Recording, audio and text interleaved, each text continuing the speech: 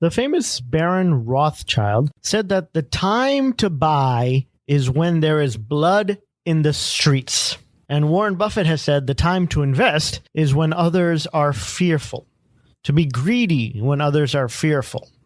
But others are fearful for a reason. So is that actually the best advice? When is a good opportunity and when is it a disaster that just looks like an opportunity? That's what I cover on this episode. At Option Genius, we believe that you deserve freedom, financial freedom, so that you have no more worries and more than enough money. Time freedom, so that you could do what you want, when you want to do it. And choice freedom, to live your life on your terms. But the system and Wall Street are rigged against those little guys. So how do we fight back? Well, my friend, that's what this podcast is all about. My name is Alan Sama, and this is the Option Genius Podcast.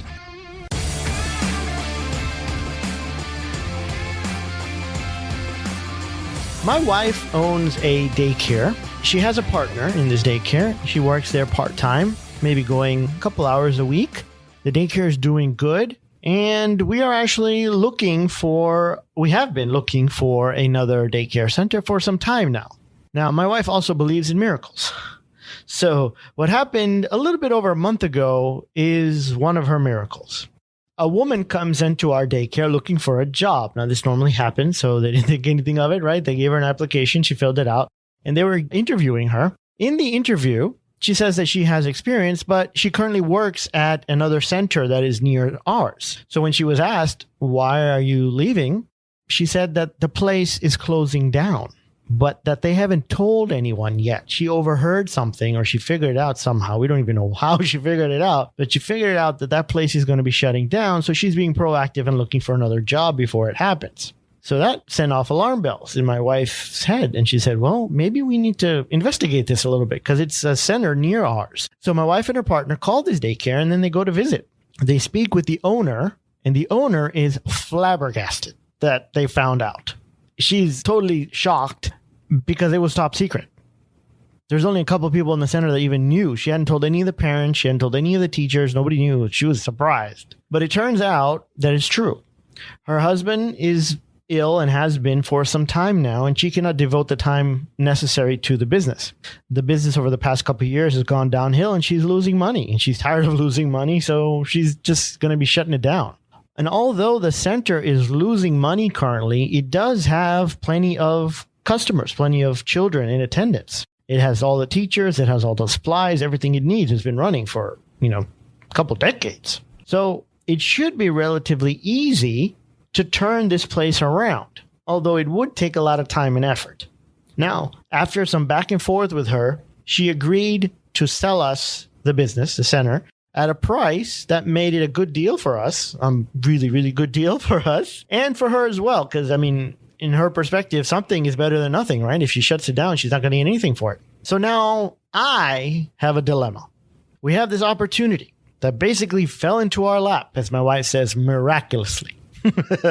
But in order to take advantage of this opportunity, my wife would have to be there full time to turn it around while her partner manages the current center, because we can't let that baby die either, right? And that is something I don't want. I don't want my wife working full time. I would rather have her home with the kids or working only while they're at school. And she agrees with me. That's the same thing that she wants. She doesn't want to go back into full-time work. So what to do? Well, let's look at the options. If she works, we expect the place to make about $20,000 a month in profit. And it'd probably take about a year's time to get there. We would get 50% of that, as we're 50-50 partners, and she would collect her paycheck. And we're pretty sure that we can get it there to that point, probably much sooner than a year. The downside is that she would be exhausted, and that would result in lower quality of life for the whole family. It would probably be requiring me to pick up the kids from school a lot more, spending less time on my business, being a distraction for both of us. The extra money, though, would be nice, but we don't need it. We're not trying to be billionaires. We're not trying to rule the world. We're doing well enough already. And there are other opportunities that we could also take advantage of if she's available, if she's not working full time, that we would miss out on. Now, if the place shuts down, some of the kids are probably going to come to us anyway. they'll enroll at our school because we're the closest one to it. So it's in our benefit either way. If we buy it and turn it around, or if we let it close. Either way, we're going to come out ahead. Now, once the place is doing well, yes, my wife could spend less time there by hiring somebody else as a manager, taking care of it and all that. But it would probably still be a large time commitment just because of the way the business is. Daycares are a business where owner participation is crucial. Now, I have been looking for a way to run a daycare without having to be there, but just because of the nature of the business, the liability, I haven't found too many people that own more than, one or two centers that are doing well without an owner being on site most of the time. So what would you do if you were in our shoes? Would you work hard for a year to build up an asset that can make you $100,000 a year? Or would you pass it on and not do it to make sure that your kids don't neglect it? Or is there another option? Maybe we're not looking at this right. Maybe we need to look at this from a different lens. So I asked my wife, I said, how do we capitalize on this opportunity while limiting our risk and not doing the work? Because we imagined that we would have to probably put in about $100,000, $50,000 from us, $50,000 from our partner to revamp it, provide working capital, update the place, update the supplies and whatnot. So, we're looking at a $50,000 risk, a lot of time involved, but the payoff is pretty big. So how do we limit our risk and not do any of the work? That's a totally new way of looking at it, don't you think? I was pretty proud of myself when I came up with that question. How can we have a large upside with a small downside and none of the work, none of the time? Because in the end, that's the most important and most precious thing we have, right? Time. We have to guard it as best we can. So that question led us to a third solution. We could bring in somebody else as a partner who would be responsible for day-to-day operations and running the center. My wife would be there in the beginning to turn things around and to train this person, especially since she has done that before and she knows the business while she's training this new partner. So that is what we did. We offered another woman, a friend of ours, 50% of the business and the center to be the working partner. We would train her and support her until the place was running and doing well. And of course, we would support her the whole time because we're involved. But my wife would own 25% and our original partner would own the other 25%. So we're cutting our percentage down, right?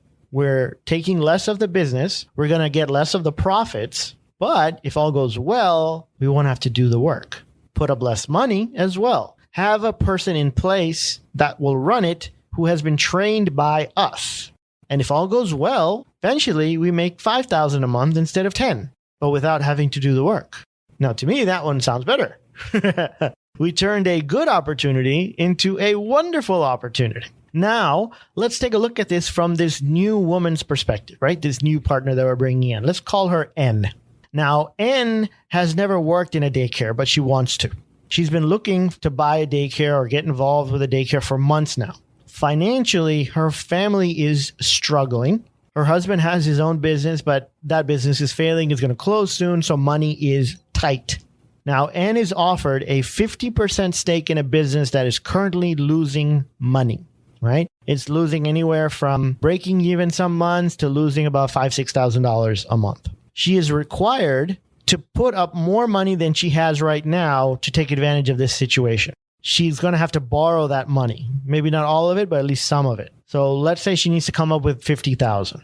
Okay, that's $50,000 she doesn't have. The business will not make money for a while, and she's not going to get paid until the business can afford to pay her a salary. So she's looking at probably 6 months with nothing to show for it. But she's building up her own business, an asset, if she can borrow the $50,000 or however much she needs. And if she borrows it, she's probably going to have to make payments on it. So they're going to have to come up with some way to be able to make the payments, still support the household while she's doing this.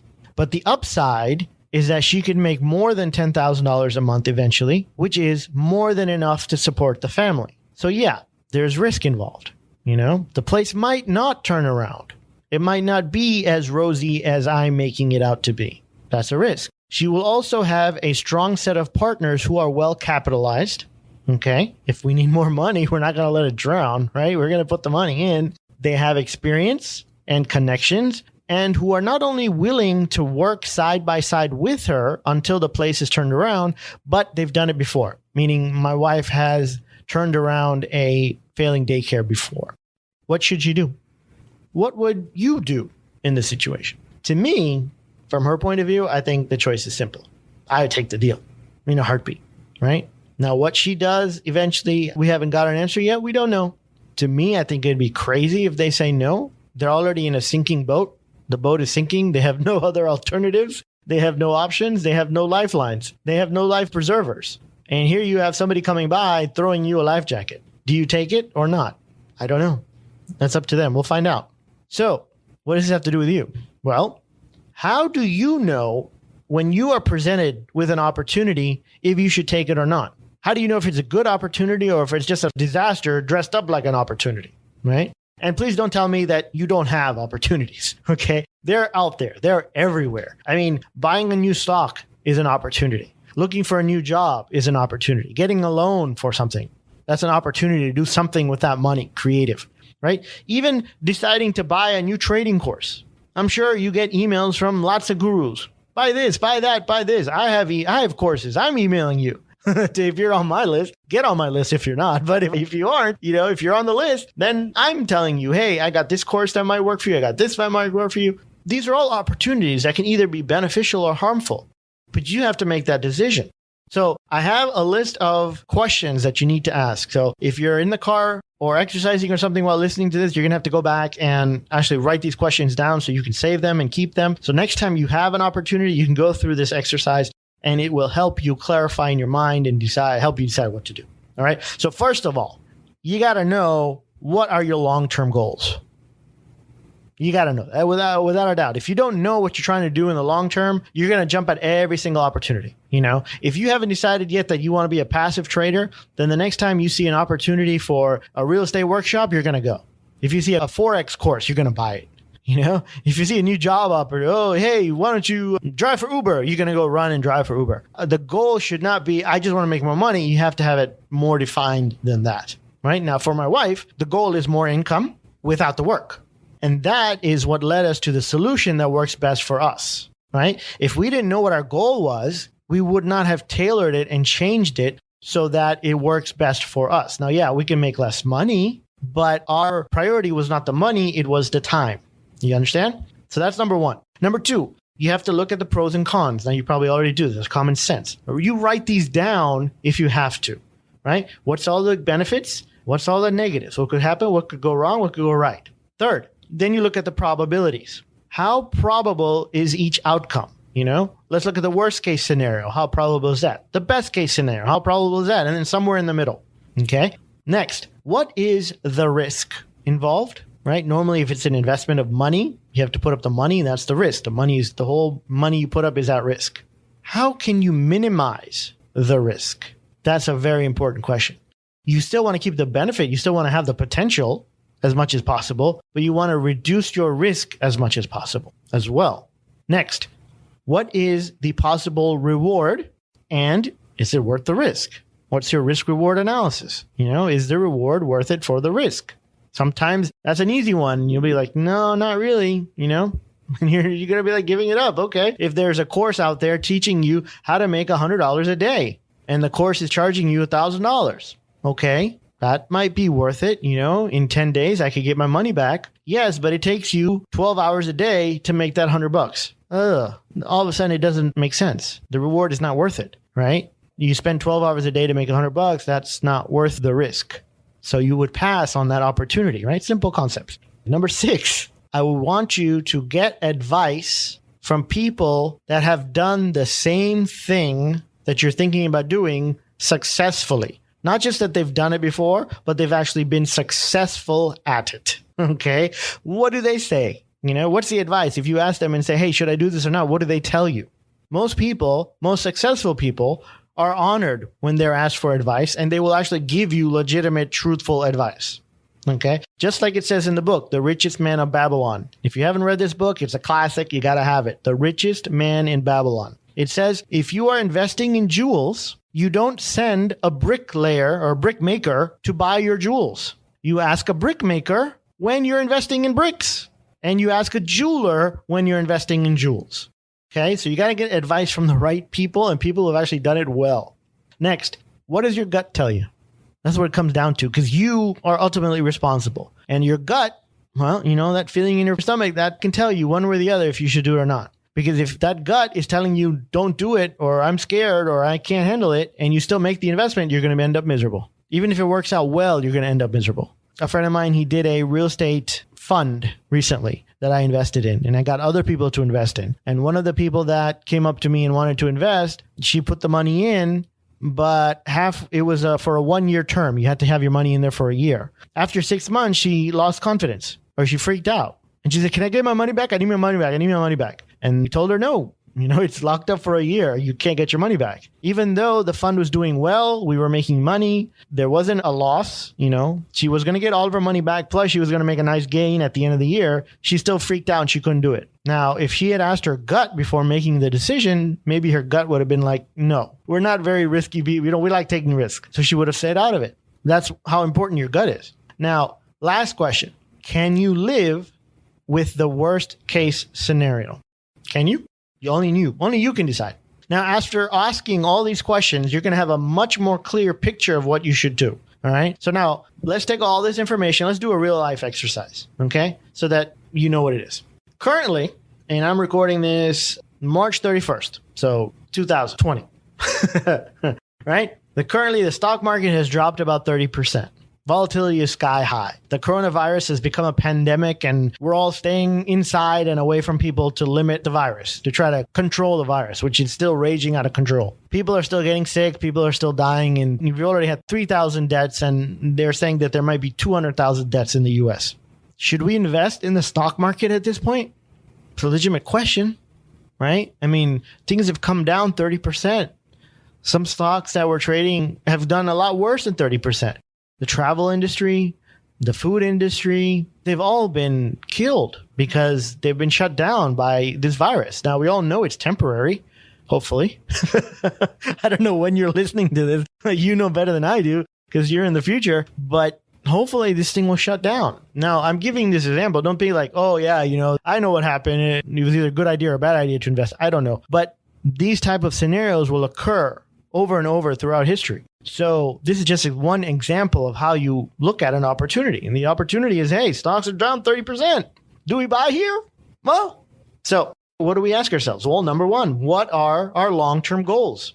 If your long-term goal is to build up your stock portfolio and hold on to these stocks so that you could trade options on them for years and years to come, like we talk about in our passive trading formula course, then maybe we should start buying now. Or if your goal is to become an options trader only, and only trade options, not own any stocks, well, then it doesn't matter how low the stocks go. You shouldn't buy them because that's only going to distract you from your goal, right? So for you, this is an opportunity that you should pass on.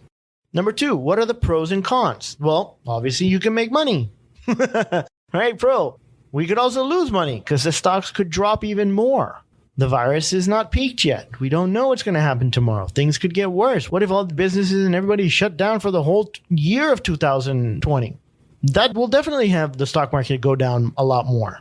Number three, what are the probabilities? Well, worst case, we lose all our money. That's probably not going to happen. I mean, I don't think the stock market is going to zero. Most of the stocks we buy are not going to go out of business. Well, some of them will. If it's worst case, most of them probably will not. Best case is the virus disappears and the stock market rallies like 100%. That's probably not going to happen either. Okay. What could happen is the market drops another 30% from here. That would be a 60% drop, which in history doesn't happen too often. It's possible. That might be the worst case, actually. 50, if it drops another 30% from here. So if our risk is a 30% drop, how do we minimize that risk? Well, we can wait. Maybe we don't buy stocks now. That's one way. Or maybe we could hedge our position by buying put options. That's another way to do it. Or maybe we can buy some shares now and then we buy a few more every week. So whether the stocks go down or whether they go up, we're just buying a few more every week because we can't predict the future. We don't know what's going to happen. The possible reward is that we don't buy at the bottom, right? But we still get stocks at a really cheap price compared to where they've been before and where they're eventually going to go again. 30 years from now, are we going to have a stock market? Yeah. Are stocks going to be higher than they are now? Probably. Right? So if you look at those probabilities, then yeah, it's a good time to buy now and hold. And, you guys are fortunate enough that you know how to sell options on your stock so that you can actually generate an income while you're waiting for the stock to go up. So what are the people who have made a killing in the stock market in this same situation doing right now? People that took advantage when stocks dropped before in bear markets. What are they doing right now? Well, the ones I've been able to investigate and research, most of them are buying small amounts of stocks that they want to own. Not huge quantities. They're not just going out and betting the farm. They're not borrowing money to buy these, but they're buying small amounts. They're not waiting for the bottom, nor are they just sitting on their hands doing nothing. They're actually in the market right now. The last week or so, we've had a little bit of a rally. The VIX, the volatility index, has actually come down a little bit. So some people the selling has abated. It might happen again, but seems to have calmed down a little bit. I myself have started buying some shares that I want to own, and I've been selling naked puts way out of the money on stocks that I wouldn't mind owning. Okay. These are stocks like Coca-Cola and Johnson & Johnson, Las Vegas Sands, shares or stocks that have taken a beating, right? And they're much cheaper now than they were before. But in the long term, by owning them, I think they're going to go back up. They're very strong. They pay good dividends. So I am making 1% to 2% a month income while waiting for these stocks to drop even more because I'm selling my puts out of the money. It's not meaning that I want them to drop even more before I buy them. And I'm getting paid to wait. So next question. What is your gut telling you? Maybe your gut doesn't know in the situation, which is normal. I don't know what my gut's like. I don't know. Don't ask me. I can't predict the future. And then lastly, can you live with another 30% drop in stocks? So if you buy now, if you take all your money out and you buy now, can you live with a 30% drop? If you can't, then don't do it or do something else. Don't buy all right now. Now, based on this exercise, if you were thinking about investing in stocks right now, I don't think the answer is to buy 100% everything right now.